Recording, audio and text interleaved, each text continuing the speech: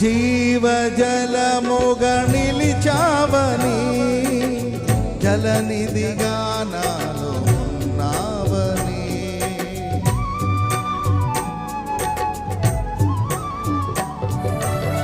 జనులకు దీవెనగా మార్చావని,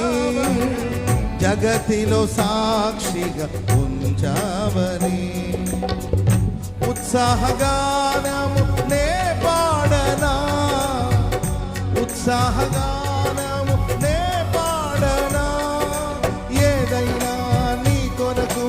చేసేందుకు ఇచ్చితివి బలమైన నీ శక్తిని, ఏదైనా నీ కొరకు చేసేందుకు ఇచ్చితివి బలమైన నీ శక్తిని, ఇది ఏ చాలు